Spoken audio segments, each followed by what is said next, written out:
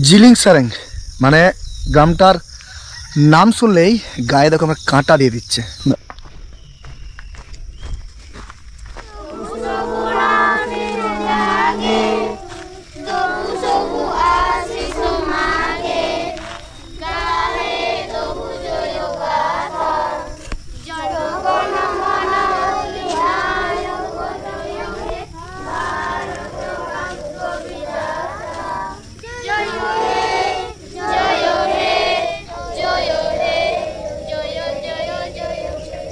আমরা পড়াশোনা করব, আমরা বড় বড় অফিসার হব, চাকরি করবি, কেউ ইঞ্জিনিয়ার, কেউ ডাক্তার হবি, হবি তো?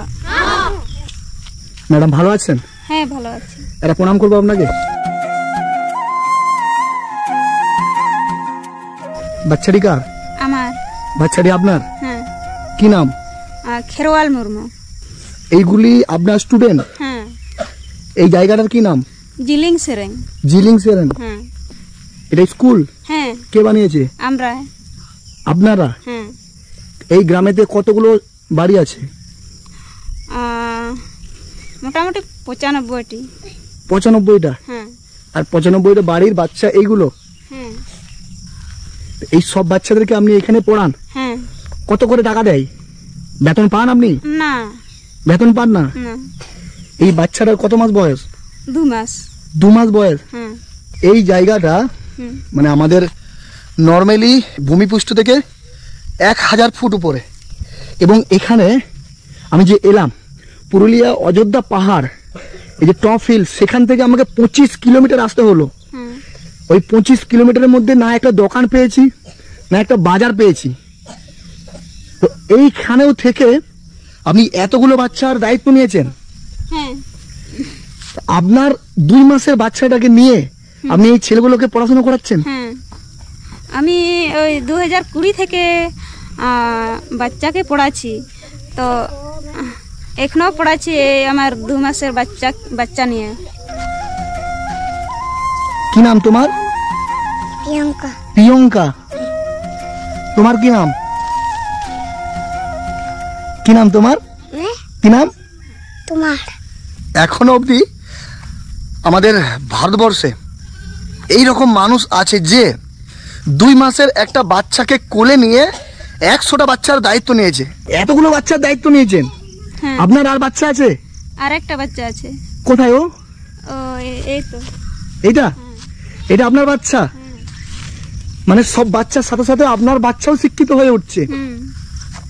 তো এই যে এতগুলো বাচ্চার দায়িত্ব নিয়েছেন, কেন, কি দরকার ছিল ছোট্ট একটা বাচ্চাকে কোলে নিয়ে এই যে সকালবেলা ভোরবেলা উঠে আমি এতগুলো বাচ্চাকে এই পড়াশোনার দায়িত্ব নিয়েছেন, সেটা কেন, কি দরকার ছিল সমাজে এত কিছু করার? এখানে মানে পড়াশোনা বলতে কিছুই জানতো না বাচ্চারা বা মা বাবারাও, তার জন্য আমি ভেবে চিন্তে আমি বাচ্চাকে পড়াচ্ছি। তোমরা ভালো আছো? বাংলা বুঝতে পারছো? তোমাদের কি ভাষা ভালো লাগে, আদিবাসী ভাষা না বাংলা ভাষা? আসলে ইনারা আদিবাসী, এবং যে জাতের যে ভাষায় যারা বড় হয়েছে তাদের কাছে সেই ভাষাটাই বড়। এই মানুষটা একটা টাকাও এই বাচ্চাদের কাছে নেয় না, তারপরেও পুরো গ্রামের বাচ্চাদের জন্য কতটা আত্মত্যাগ করেছে আপনারা ভাবেন।